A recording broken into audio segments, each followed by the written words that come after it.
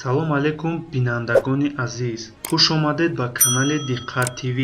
имрӯз мо дар навор гап мезанем дар бораи сиёсатмадори тоҷики Афғонистон, яке аз шахсони муҳимтарини Афғонистон, Абдулло Абдулло 5 сентябри соли 1960 дар Кобул дар оилаи тоҷик таваллуд шудааст. Миллаташ тоҷик. Дар оила 7 хоҳар ва 2 бародар дошт. Абдулло сиёсатмадор буда дар чунин вазифаҳо фаъолият кардааст. Аз соли 2001 то 2006 вазири корҳои хориҷаи Афғонистон, аз соли 2014 то 2020 сарвазири Ҷумҳурии Исломии Афғонистон кор кардааст. Абдулло гимназияи нодираи шаҳри Кобулро ва инчунин соли 1984 факултати тиббии донишгоҳи Кобулро хатм кардааст. Дар шаҳри пешовари Покистон дар госпитали гурезагон фаъолият кардааст. Солҳои 1986 то соли 1992 ӯ ба ҳайси сардухтури табибони Дараи Паншер, сардори шуъбаи тандурустӣ дар маҳалҳои таҳти фармондеҳии қумандон Аҳмадшоҳи Масъуд ва Иттиҳоди Шимолӣ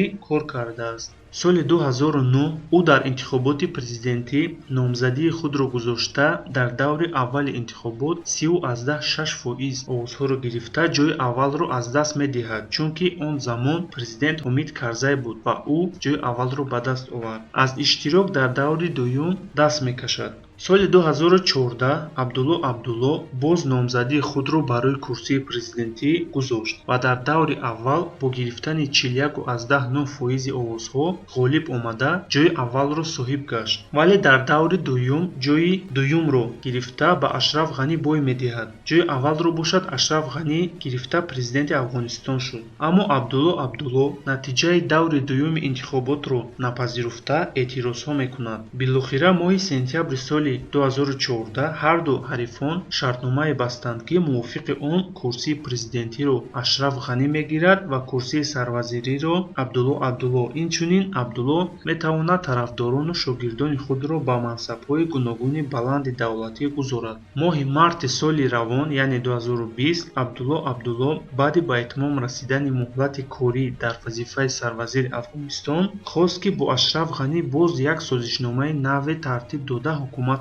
тақсим кунанд, аммо ба ин муваффақ нашуд ва дар бораи нақшааш оиди гузарондани райпурсӣ, яъне интихобот, оиди ворид кардани минтақаҳои тоҷикнишини шимоли Афғонистон ба ҳайати Тоҷикистон овоз рӯшан кард. Мувофиқи нақшааш Абдулло хостори он буд, ки 6 вилояти тоҷикнишини шимоли Афғонистон, ки ҳаммарз бо Тоҷикистон аст, бояд ба ҳайати Тоҷикистон ворид карда шаванд. Ин тақрибан аз 6 то 10 миллион нафар аҳолӣ ва 113,000 километри квадратӣ масоҳатро дар бар мегирад. Баъди ибрози ин нақшаи Абдулло, Ашраф Ғанӣ сари мези музокирот бо ӯ нишаста созишномаи навбатиеро тартиб дода ҳукуматро тақсимот карданд. Мувофиқи ин созишномаи нав, Ашраф Ғанӣ президенти Афғонистон меистад. Абдулло бошад Шӯрои Олии Ваҳдати Миллии Афғонистонро роҳбарӣ карда, муносибатҳои давлату диаспораҳоро, яъне ҷамъиятҳои миллиро бо Толибон назорат хоҳад кард. Инчунин Абдулло дар баробари Ашраф Ғанӣ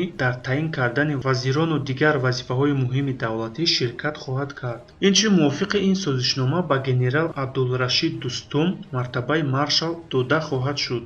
Абдулло яке аз шахсони таъсирбахши Афғонистон буд ва ҳаст ва муборизае ки солҳост байни онҳо мавҷуд дорад, ин мубориза байни пуштунҳо ва тоҷикон барои ба даст овардани ҳокимият дар Афғонистон аст. Пеш аз инҳо низ Аҳмадшоҳи Масъуд, Бурҳониддин Раббонӣ ва дигар тоҷиконе буданд, ки барои беҳбудии халқи худ хизматҳои шоине карданд, вале онҳоро бо воситаи террористон суиқасд карда куштанд. Бояд қайд кард, ки мувофиқи оморҳои ғайрирасмӣ дар Афғонистон тақрибан 14 миллион тоҷик зисту зиндагонӣ мекунанд, вале даҳсолаҳост, ки қисми зиёди ҳокимияти Афғонистон дар дасти сиёсатмадорони пуштунтабор аст. Вале намояндагони халқи тоҷики Афғонистон муборизаро барои ҳокимият идома дода истодаанд ва шояд дар ояндаи наздик ё ба Тоҷикистон пайваст шаванд, ё давлати тоҷикии худро дар шимоли Афғонистон ташкил кунанд, мисле ки Аҳмадшоҳи Масъуд мехост дар шимоли Афғонистон давлати нави Тоҷикие бо номи Масъудистон ташкил кунад. ташаккур барои диққататон. Бинандагони азиз, фикрони худро дар ин бора дар комментарӣ нависед. Подписатсия накарда бошед, подписатсия кунед, лайк монед ва наворо тақсим кунед. Қаблан ташаккури зиёд барои дастгирӣ. Хайр, худоҳофиз.